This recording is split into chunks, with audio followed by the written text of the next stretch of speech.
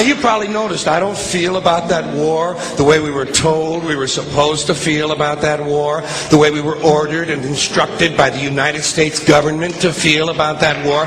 You see, I tell you, my mind doesn't work that way. I got this real moron thing I do. It's called thinking. And I'm not a very good American because I like to form my own opinions. I don't just roll over when I'm told to. Sad to say, most Americans just roll over on command. Not me. I have certain rules I live by. My first rule, I don't believe anything the government tells me. Nothing. Zero. Nope.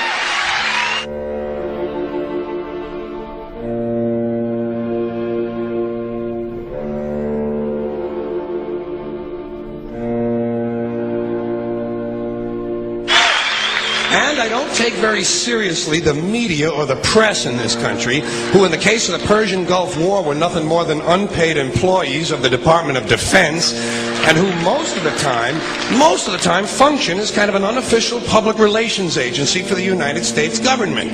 So I don't listen to them. I don't really believe in my country. And I gotta tell you folks, I don't get all choked up about yellow ribbons and American flags. Now, to balance the scale, I'd like to talk about some things that bring us together. Things that point out our similarities instead of our differences. Because that's all you ever hear about in this country is our differences. That's all the media and the politicians are ever talking about, the things that separate us, things that make us different from one another. That's the way the ruling class operates in any society. They try to divide the rest of the people. They keep the lower and the middle classes fighting with each other so that they, the rich, can run off with all the fucking money. Fairly simple thing, happens to work. You know, anything different, that's what they're going to talk about. Race, religion, ethnic and national background, jobs, income, education, social status, sexuality, anything you can do, keep us fighting with each other so that they can keep going to the bank. You know how I describe the economic and social classes in this country? The upper class keeps all of the money, pays none of the taxes. The middle class pays all of the taxes, does all of the work. The poor are there just to scare the shit out of the middle class. Keep them showing up at those jobs. Politicians know that word. They use it on you. Politicians have traditionally hidden behind three things: the flag, the Bible, and children. No child left behind. No child left behind. Oh, really? Well, it wasn't long ago you were talking about giving kids a head start. Head start, left behind? Someone's losing fucking ground here. But there's a reason. There's a reason. There's a reason for this. There's a reason education sucks. And it's the same reason that it will never, ever, ever be fixed. It's never going to get any better. Don't look for it. Be happy with what you got. Because the owners of this country don't want that. I'm talking about the real owners now. The big, the wealthy, the real owners, the big wealthy business interests that control things and make all the important decisions. Forget the politicians. They're irrelevant. The politicians are put there to give you the idea that you have freedom of choice. You don't. You have no choice. You have owners. They own you. They own everything. They own all the important land. They own and control the corporations. They've long since bought and paid for the Senate, the Congress, the state houses, the city halls. They got the judges in their back pockets, and they own all the big all the big media companies. So they control just about all of the news and information you get to hear. They got you by the balls. They spend billions of dollars every year lobbying to get what they want. Well, we know what they want. They want more for themselves and less for everybody else. But I'll tell you what they don't want.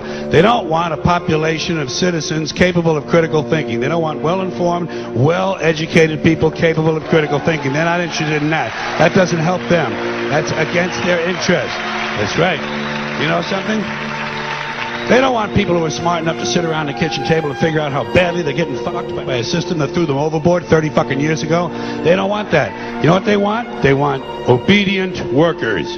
Obedient workers. People who are just smart enough to run the machines and do the paperwork, and just dumb enough to passively accept all these increasingly shittier jobs with the lower pay, the longer hours, the reduced benefits, the end of overtime, and the vanishing pension that disappears the minute you go to collect it. And now they're coming for your Social Security money. They want your fucking retirement money. They want it back. so they can give it to their criminal friends on Wall Street. And you know something? They'll get it. They'll get it all from you sooner or later, because they own this fucking place. It's a big club, and you ain't in it.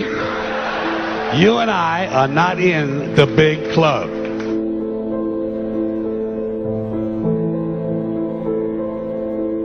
The greatest form of control is where you think you're free when you're being fundamentally manipulated and dictated to. One form of dictatorship is being in a prison cell and you can see the bars and touch it. The other one is sitting in a prison cell but you can't see the bar, you think you're free. What the human race is suffering from is mass hypnosis. We are being hypnotized by people like this. Newsreaders, politicians, teachers, lecturers. We are in a country and in a world that is being run by unbelievably sick people. The chasm between what we're told is going on and what is really going on is absolutely enormous. The greatest hypnotist on planet Earth is a oblong box in the corner of the room. It is constantly telling us what to believe is real. Historically, the control and manipulation of political opinion has been the Freemasons' main weapon in gaining control of countries and states. Once in control of the rulers and politicians of a country, laws and political structures could be changed in accordance with their agenda. However, since restricting the body does not necessarily mean restricting the mind, the Freemason recognizes that their plan for a global government hinges completely on subduing the masses to their agenda, and thus eliminating opposition to their cause.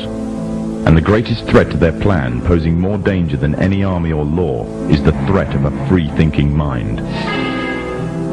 In order to eliminate this threat and to achieve their objective, the Masons have set about the boldest plan ever devised: the complete control of every aspect of human life, your life. And the weapons they are using against you are in your very homes, entertaining you and your children, and gradually indoctrinating you without you even realizing.